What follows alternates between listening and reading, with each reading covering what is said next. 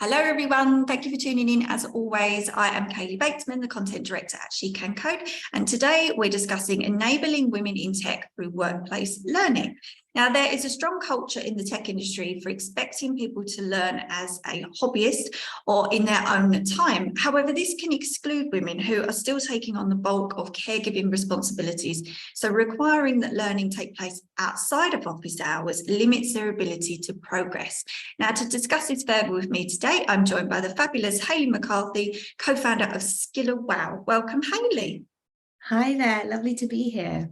And thank you so much for joining us. And can we kick off today? We have a lot to get through, but can we kick off with a little bit of a background about yourself, please? Yeah, sure. So I started my career in professional learning. So I was running my own company in looking at how people can skill for the kind of changing world of global work with the offshoring and outsourcing space. So what kind of skills do people need? How can they work with people from different cultures? And how do companies properly assess and coach those skills? And then I pivoted into education technology, which was obviously there's some connection with education, but technology was a whole new world for me. And I joined a startup that ended up selling 5 years later, as the first commercial person, which was really fun, really interesting growing that startup. I then joined another as the CMO, still in the education space, but in social learning. And so with all of that background, I was very, very interested in learning and how learning could be applied to skill gaps, which is obviously very, very much emerging and now even more urgent in the technology space.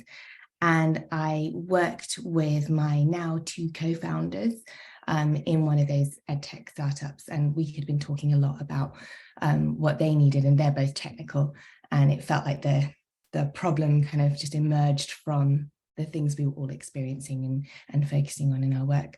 So that's what got me to where I am today. Yeah, I love the fact that you said you joined 2 startups and now are obviously growing your current startup. We have a lot of ladies on here that we've discussed before about loving the environment of startups. It's kind of a love or hate, isn't it? You kind of, I think so, yeah. It has all those really good things that you get to progress really fast and learn really fast, but there is nowhere to hide at a startup. So. There isn't. And you also have to operate in lots of different roles. I think it lends itself really well to multitasking, people who love multitasking and like spinning lots of plates.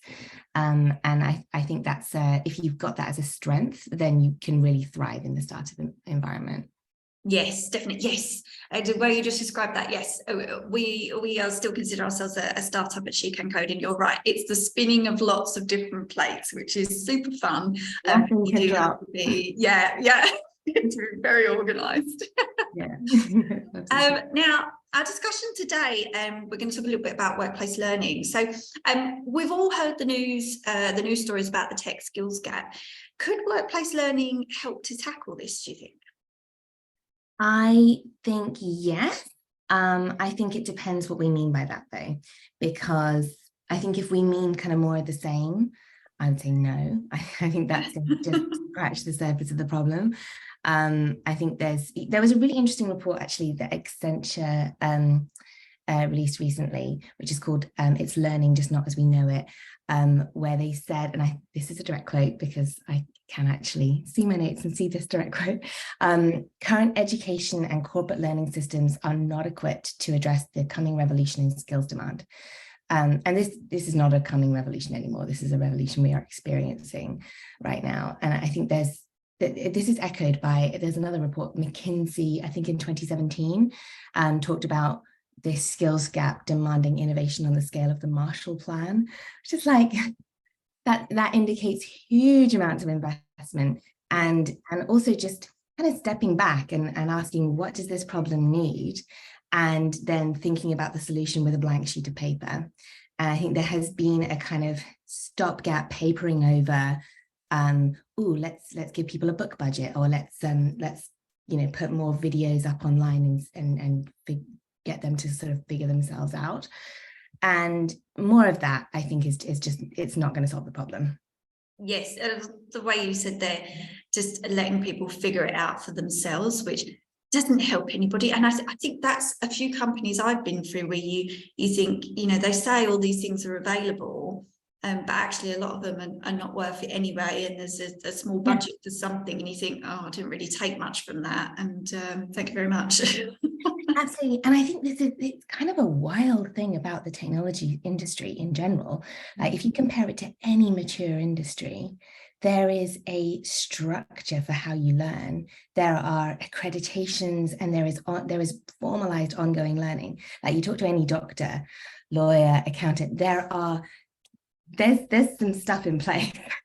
And in the technology industry, there just isn't. And there's very much an expectation that you figure it out as you go along. You learn by like Googling, which is super inefficient. And people can figure things out as they go along, but surely we don't think that that's the way to fix our skill gap. Yes, because you speak to so many ladies on here that say, you need to be in the mindset of constantly learning, and this is the place for you if you want to constantly learn and stay ahead of the curve. But you're right, there is nothing in place actually to help you with that, unless you get in a company that helps you with that workplace learning. But you're absolutely right. I hear it so often, but unless you join a network or a group, or somewhere where you're regularly meeting, perhaps for hackathons or whatever it may be, then how do you keep moving, and you're still doing your day job and looking after people at home, for instance, or whatever it may be. Oh my gosh, yeah, absolutely.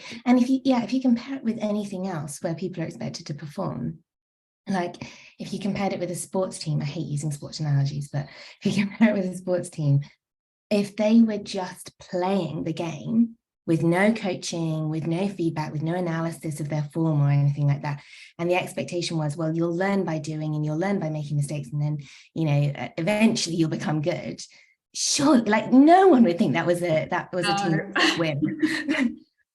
Exactly. I know you said you hate sports analogies, but absolutely perfect, because they're going to be judged on as well the games that they're winning and how well they're doing, and you think, how can you not apply the same principles to tech?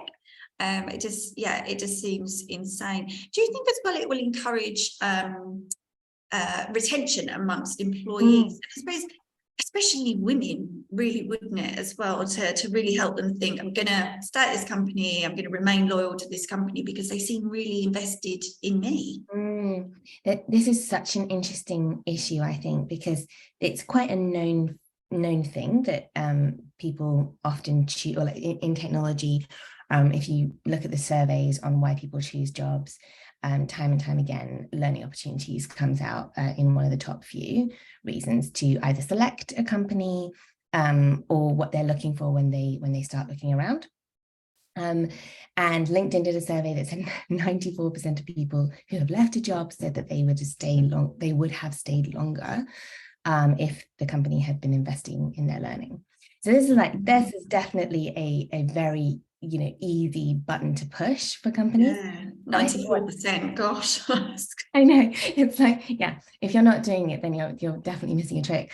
But what I think is really interesting about it is that it's this huge spectrum where most companies that I'm aware of are just doing the bare minimum. So they're saying, okay, if I invest in learning, that will improve retention. Therefore, here's your budget.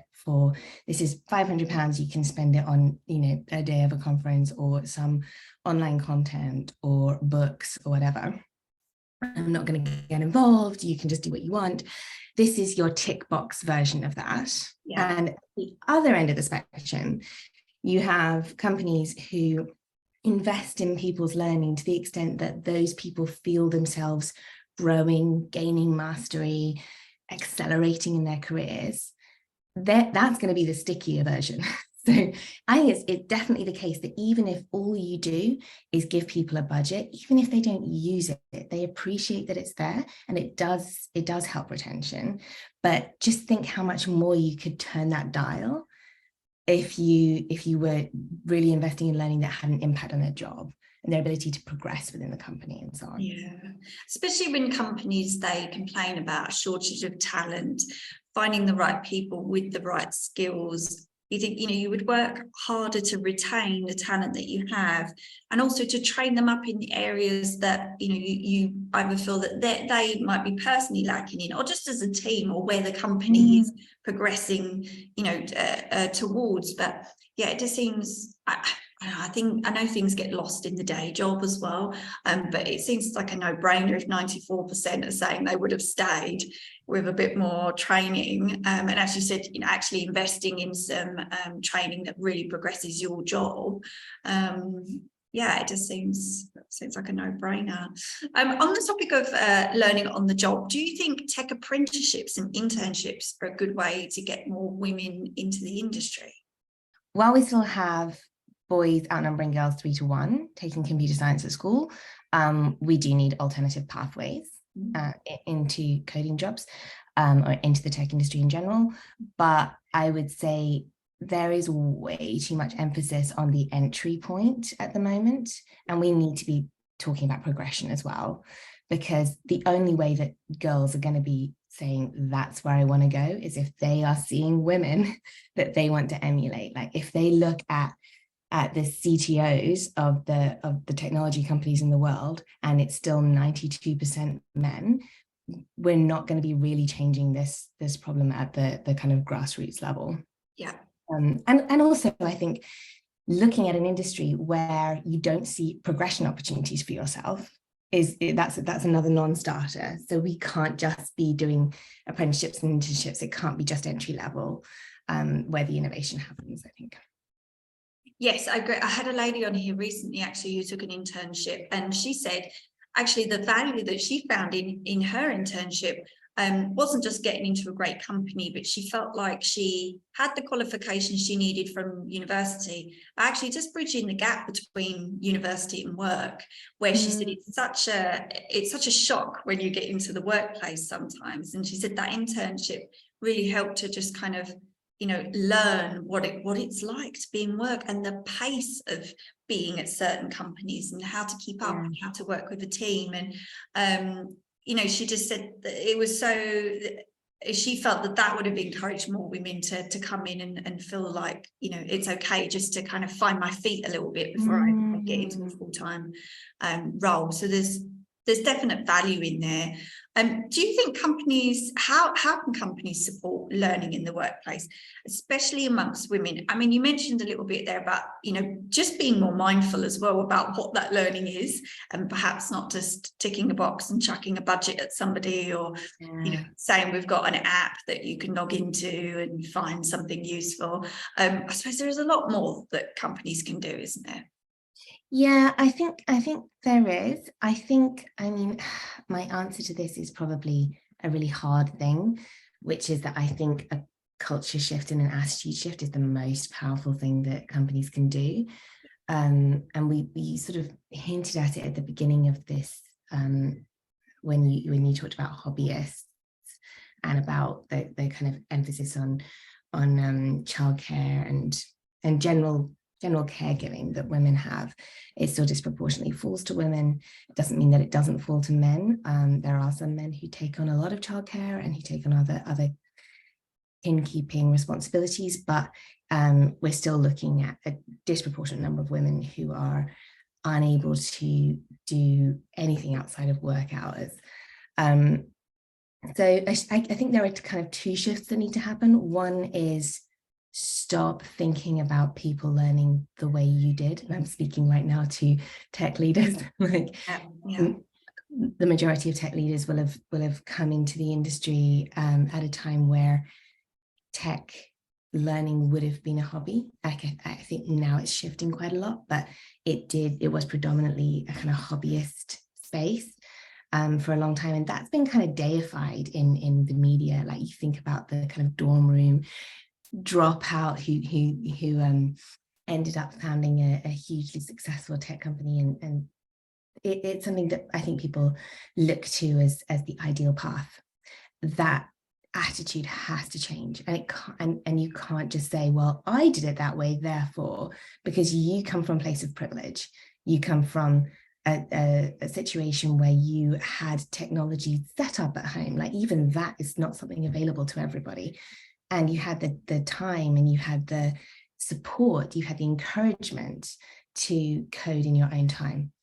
So I think that's one thing where that shift has to happen away from hobbyists to it's a vocation. It's a career. It's something that people want to do well in their work hours, and then after that, you don't have any jurisdiction or expectations. And I think if we continue to progress the people who put the time in outside of work, we will continue to find that we have 92% of men as CTOs. Yes. We won't change that pattern. The other is, and you kind of hinted at this earlier when you talked about the internship, I think, which is that confidence in a society which is still very much skewed towards giving men and boys encouragement into tech, and telling girls that they're not able to do it, and that there's not, the best fit, it's not where they would thrive. Thinking about the imposter syndrome that a lot of women come in with, and addressing that by openly failing as leaders. Like, I think this is such a powerful thing you can do as a technology leader, is to say, I'm learning, I'm not always right, I'm gonna make mistakes, and here's an example of a mistake I made last week, which I've been making for years, and I've now just learned this new thing, and I'm really excited to implement it. That kind of thing makes it safe for people to feel like they have the opportunity to fail. It makes it safe to fail, and it makes it much more likely that they'll be open about where they need support. Yes, I love that. Yes, definitely being open about failure and moving forward, because as well, something we haven't touched upon yet, but I mean, we've been talking about early careers, coming in straight from university. But if you're transitioning in a career later in life, you have that issue with confidence, that you think, well, I'm quite new, I'm junior, but I'm not quite junior, because I've been in work for a long time. And as well, what you were saying, about some people having the privilege of having the time and the support at home. Well, actually, if you're transitioning to a career later in life, you might not have that, or you might not have the finances available as well to take a 12-week boot camp and take that gamble as to whether or not you're going to have a good career in tech afterwards. So sometimes getting in a company that can help you with that learning, and to set aside time for that learning as well, is not something that's talked about. What, we're trying to set aside a couple of hours on a Tuesday, but it never actually happens because our day job has to keep going. But being, very set in, this is so important that we have a day that's set aside for learning, that isn't outside of work hours, can make such a difference to some people. Yeah, this has been really interesting. So this is something that we baked in as part of our learning structure at Skillawell. And we didn't think of that as being a particularly important element. We were like, it needs to be an hour or an hour and a half during the work week, every couple of weeks, so that it feels sustainable. And it was never a question that it would be outside of working hours, because it's live. And it actually became one of the most important elements of what we were doing. And we found that companies were coming back and saying, oh, we've had everybody attend, and we can see everybody growing. And we compare that with these other things that we've done where 10% of people have completed it, or even less than that.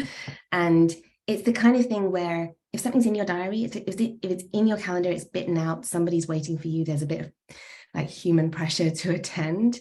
It's quite different from someone saying, I want you to spend this time. Please do make sure that you earmark some time. However, I'm still going to put a huge amount of pressure on you to get all of your work done and to like join these ad hoc meetings and so on and so forth.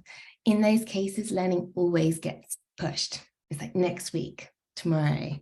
That's it. Yeah. And your to-do list just keeps moving to the next day, to the next day. Because I wanted to ask you about the other ways that we can nurture the progression of women in the workplace. But actually, you said one there, and something that you've implemented at Skillawell, just making sure that you do set aside the time, and it's not just, putting pressure on somebody to do it. I suppose it's just reframing it, isn't it, as something that is incredibly important, because if that person progresses in their learning, that can only help the business and progress the business. So yeah, I suppose it's just reframing the whole reason why you're learning. Yeah, I think that's definitely true. And I think There's also a bit of this I've heard anecdotally from a number of CTOs that I've spoken to, that they have women on their technical teams that are providing something a little bit different from their sort of peer men. And they're seeing, they see these skills in men as well, but it's something that they've noticed as a pattern among the women, which is that they are kind of the glue of the team. They're making sure that information is flowing really well and that there aren't miscommunications, misunderstandings about what people are working on. If they're, let's say they're all working on one project, but they're taking different parts, that kind of resonates for me as a skill that I've also seen with women that I've worked with more so than with men, which may very well be socialized, may very well not be a kind of innate skill, but we don't really value those skills explicitly in tech. So if you look at how technical teams are often measured, which is not particularly formalized, like a lot of teams don't really have metrics, but when they do, those metrics are very hard metrics. They're about, you know, the specific code, like how quick you were able to push some code, not whether you added value to the team being able to ship the right code. And so often I think that is known by hands-on leaders, but it can be ignored, or it can be something that is appreciated without actually resulting in progression. Yeah, all of the things that you see as progression in tech are so interesting, because one you mentioned earlier about being open in terms of failure. I think that's one as well. You should be measured on not just failure, but the way that you deal with failure, because as a team, it's very difficult to move forward if that team fails and absolutely collapses and doesn't rally together as a team to work together to move forward, to progress. And I think that's one of those skills as well that's always kind of pushed to the side. You know, it's not a technical skill, it's not important, but actually the way that a team copes with failure is so important to how they're going to go on to the next project and the next project. You know, making sure that they don't throw each other under the bus, and he did that and she did that, and actually, you know, let's just get on with it and move forward. Yeah, well, there's a really interesting issue with because I sort of stayed clear of using the terminology, but hard skills and soft skills. I recently was organizing a talk for one of my co-founders on this topic, and got a lot of feedback that technical leaders will think of hard skills as like the good skills and soft skills as the bad skills. And I was like, oh, really? Is that a thing? And my co-founder ended up rebranding them power skills.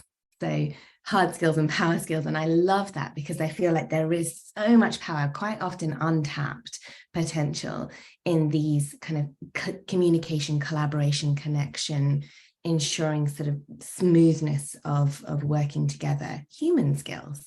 Yeah, which is most of tech, and people outside of tech don't realize that always, do they? Think in tech it's going to be very siloed, you're only going to be coding and doing the hard skills, and actually you said all of the communication skills and everything else that you need, they are imperative working in the tech industry. So, you know, don't think you're going to get in and not going to need those, because you'll be using them every day. A recent McKinsey report suggested that employees don't want to go into the office for work if they can do the work from home, and for employers to start refocusing in-person work on activities such as learning and development training. Do you think this is something we'll start to see more of in the future world of work? I think this is a really interesting question. I definitely think in-person is going to stop being the default for most jobs. Certainly in the tech industry, certainly in technical teams in other industries.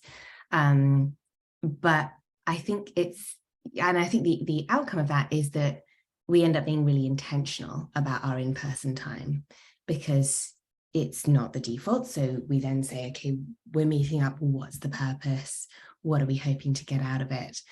Then there's the question of whether learning in person is better.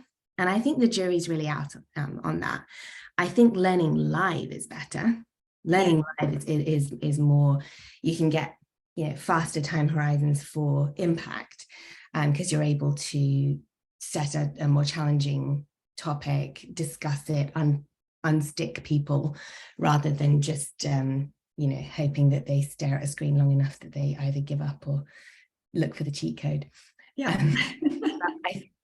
I think that there is a missed opportunity when we learn in person, which is that we only learn with people in our vicinity or in a kind of reasonable travel radius. And with global organizations, and I say that of my own company, which is we're only 20 people, but we're spread all over the world. There is something quite amazing about learning with people who I never would have learned with before, because it just wouldn't have been practical. Yeah. We're getting different perspectives. One of the silver linings of the horrendous years we've had with the pandemic has been that people who previously wouldn't have been able to join teams, either due to physical disability, neurodiversity, or other limitations, perhaps that they have caregiving responsibilities, are suddenly able to be part of teams. They couldn't have gone into the city, but they can log onto a computer, and you get to learn from people with much more diverse backgrounds if you're learning together live, but not in person. Yes, and I agree when you say the jury's out. I agree. I think it does need to be a mix. And I think as well, it depends on the person, how they take in learning. Some people, like you say, have really thrived from the pandemic. Others have found, they didn't like the isolation. They didn't want to be working from home. And it is, it's definitely down to the person. I think as well, in tech, if you have a lot of introverts, they might not want to learn in person with lots of other people. They'd rather do it at home. But I suppose having the option is really the key, isn't it? To be able to learn in person, remote, or whatever it may be. I suppose, as you say, I agree on live learning, because at least it gets you there and you're doing it. Again, it's not something that's being put off. I could watch that recording another time, or Absolutely, it's there. You have to be there on time and listening. So yeah, and humans are social creatures. Like, let's not pretend that we can all just sit in a silo and watch videos and be satisfied. I mean, possibly there are some people who would be completely fulfilled by that, but I think for the most part, we crave connection. We want to feel like we are we're learning together, and that we're connected to our colleagues. And I think that is harder to do if it's not live, but we do have more opportunities to not do it in person. And I'm not advocating for no more in person, but definitely hybrid opportunities that don't require you to be in person, I think, are important. yes, definitely. And we touched upon this a little bit earlier, but women often don't have the time to undertake learning to code as a hobby. So then, based on that, should we be focusing on tackling the bigger issue for equality at home rather than encouraging learning in the workplace? Is it as big as that? I think we have to tackle all of it, but I don't think it's rather that. I think it's as well. And where I think I have the most potential to impact is in the workplace. But definitely there's like the total social change that also needs to happen, and being able to, I guess, in our small ways, influence that, I think is really important. And not to forget it, definitely not to forget it. And I think in my small way is going to be with talking to my children about it. Probably that's the highest impact I can have there. But in the workplace, I think I can have more influence. So that's sort of where I've placed my focus. Yeah, I think the pandemic, we touched upon it, that really helped with that change, and just changing things at home for people, and the balance of how whether it was looking after children or elderly parents, or somebody that's not well. I think that balance shifted for a lot because of the pandemic. So as we said, it's had some good things and some bad things obviously came out of it. The recent budget as well, that outlined the introduction of 30 hours of free childcare for children under 5. How are policies like this helping to support women's equality in the workplace? And is it enough? I mean, I would say it's a start. I think it is. I mean, let's take a huge caveat here, which is that there's a lot of evidence that it's not actually enough to cover the costs, and that a number of childcare providers will go under as a result. If that happens, then it's not a net positive, because then there won't be childcare provision, even if people want to use it. But let's leave that aside now and assume that doesn't happen and that the childcare provision remains the same. Then yes, it makes it possible for somebody on a median income to actually go back to work and not to be paying to go back to work. And that's a really important step. It's still very minimal, and we can definitely do better. And a lot of Europe is doing better. We can look to them for inspiration. But I think enabling it financially is huge. If you are constrained literally by being able to provide for your family or not, and your choices are paying to be employed or spend time with your children, that's a horrible choice to give women who want to be able to progress in their careers, and an impossible one for many. Yes, yeah, I completely agree. I think things are shifting, but there is still a hell of a lot of work that needs to be done, and at least things, as we've always said throughout this, at least as having the option of things is getting a little bit better for people. And as we've mentioned right back at the start of this as well, companies that want to retain talent are going to be doing as much as they can to offer flexibility where they can for people that really need it, to try and keep hold of that great talent, because people are far more picky about where they go nowadays, which is so interesting, of something that really changed during COVID. It's not just do I want to I need a job and I need to work at that company, but do they offer me all the things that I need? And obviously workplace learning ties into that, but also flexibility, and just being able to progress in your own career path as well, even beyond that company and to the next one. When we consider workplace learning, what should it look like, and what allows for the best results for employees? We've spoken a little bit about in-person and hybrid, but what about things like the differences between training and learning? One is, you think, well, people get in and they say, to be trained and continually trained in, whatever the job is or the next job.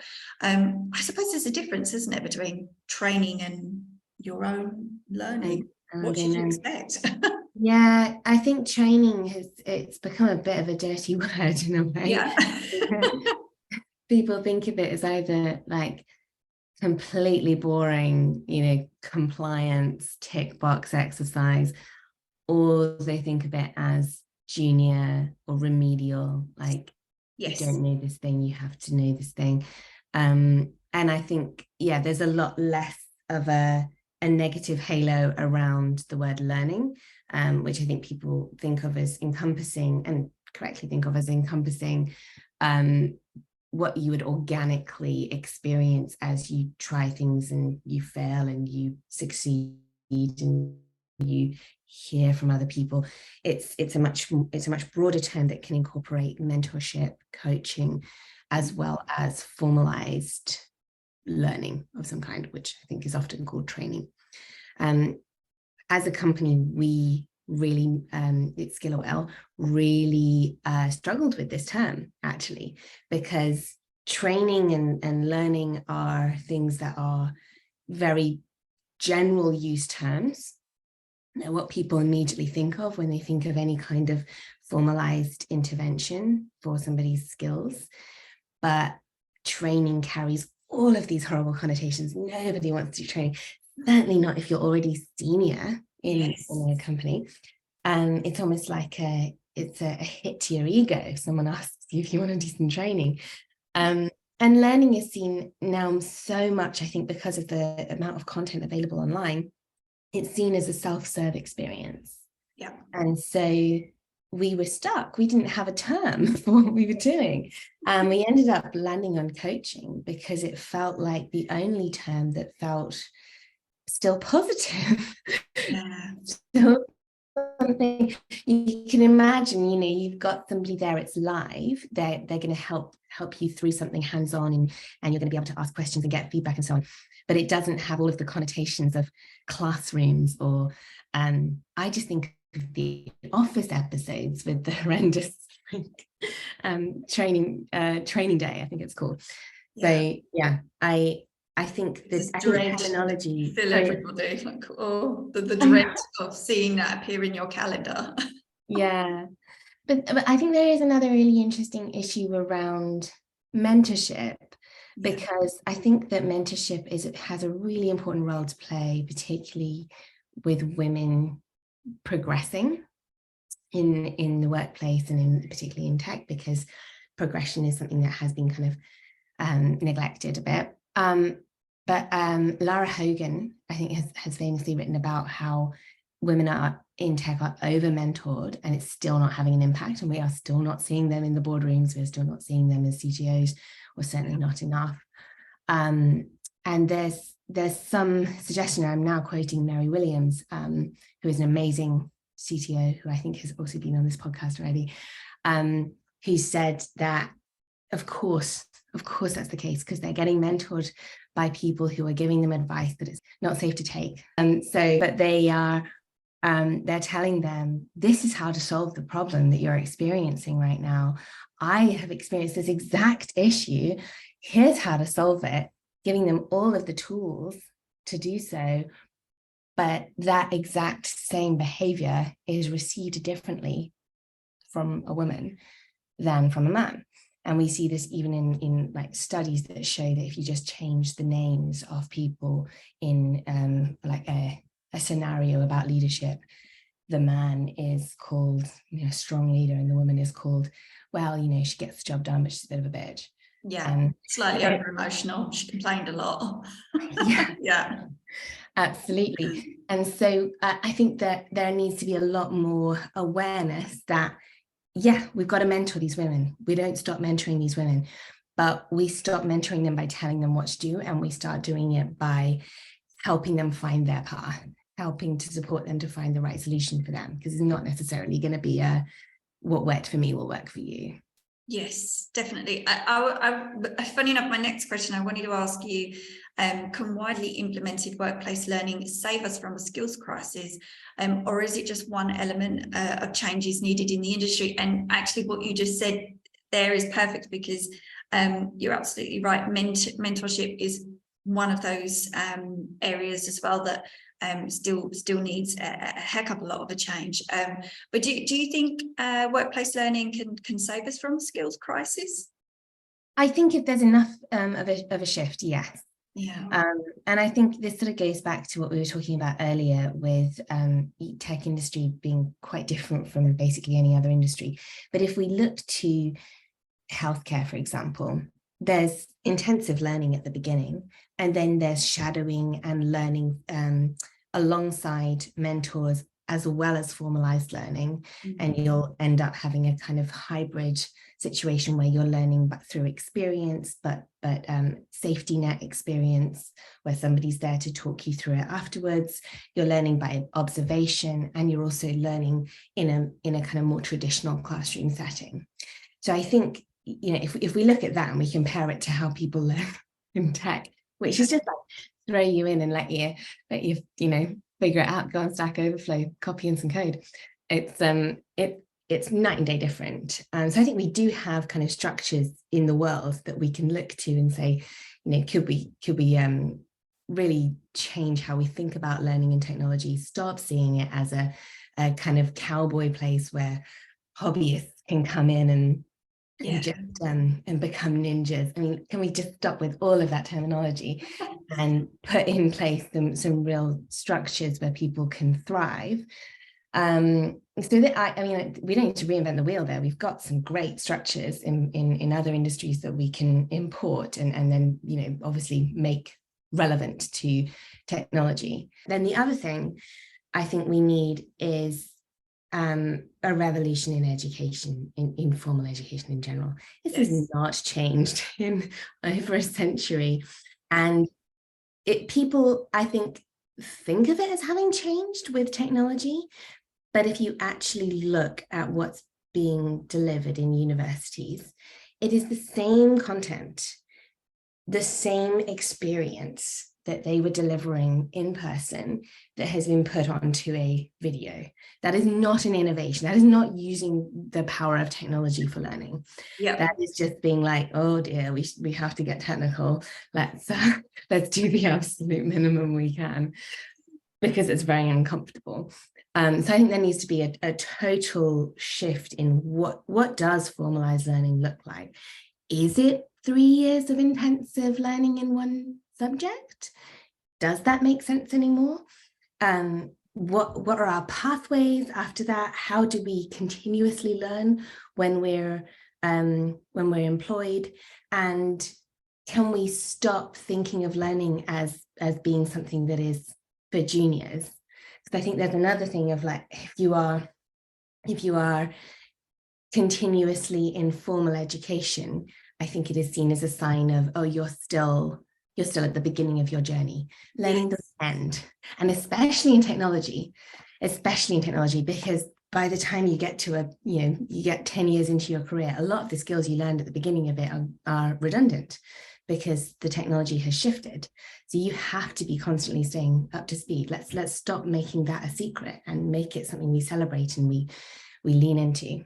Yes, and yes, I love that, and that there are, just recognizing that there are so many different routes into work as well, and that, as you said, you know, there's continuous learning once you get in, but also, you know, on the way in and the way that you do it. I had a lady on here recently who said to me, I felt like I failed after university because I'd done everything that I needed, but I didn't have a graduate opportunity to go to. And she said, whereas everybody else, you know, they'd found something. And she said that one tiny thing made me feel like, you know, perhaps I'm failing in this area. And she was, you know, absolutely killing it in artificial intelligence and data science. But because she didn't get that grad opportunity, she felt, you know, perhaps I'm doing something wrong. So you're right. It's just understanding that there are different routes, there are different ways of learning, continuous learning.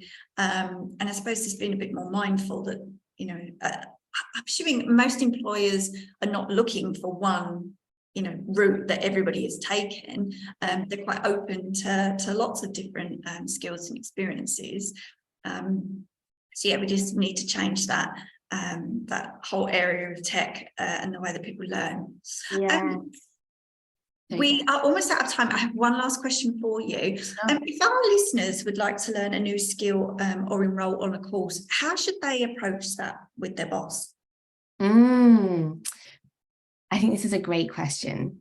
When I talk to people who hold the purse strings for things like this, because really what it's going to come down to is, can we invest in it?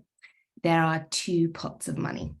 One is the perk pot, and that's not to be sniffed at. That is usually already assigned, and that is going to be in order to keep you and in order to keep you motivated and keep you happy. So if it is usually below £500 per person, you can probably tap that perk box and there will be very minimal red tape to get through. Yeah. If it's more than that, there's a different pot, which is going to be your velocity and progression pot. And it will really depend on your tech leader as to whether that's one that they've already defined and they've already thought about, or one that you need to get them to think about. And if it's the latter, then I would recommend framing what you want to do in terms of the output that they're going to see. And that might be output in terms of your ability to contribute to the code and to the goals of the company, the commercial goals of the company, because the technology teams are driving those goals. Like, as much as you wouldn't identify as a member of the commercial team, you are absolutely making the company live or die. So connecting it to that will make it much easier for your tech leader to make the case to a CFO, if it's sort of financially connected. And the other way is to talk about your progression. So I want to take on more responsibility. I want to be able to lead this team in the future. And I think that the gap here is XYZ. If I am able to fill that, then I think I could start positioning myself to take XYZ thing off your plate, tech leader. And that's another, that's something that every manager I know would love to hear. Yes, I've never heard that before, actually. Yes, so telling your boss, if you train me up, I can take it off your plate. Is it okay to ask about training in interviews, do you think? I mean, and to dig deep on what that is. And, you know, like you said, there are lots of different training and learning opportunities, but I suppose a lot of people in an interview would come back and say, oh, yes, you know, we offer that as part of our company. But is it okay to really dig into what is it? You know, I really need to know before I commit myself to your company. I think not just okay, I think it should be the default is that they're able to deeply talk about that. I have a friend who works in the US, and she said that the only question she always asks in an interview is, what's your approach to learning? And if they say, oh, we have a budget, she's like, no, I'm not. Red flag. I want to know that you've thought about this. I want to know that you've really invested time. It doesn't have to be that you have the answer.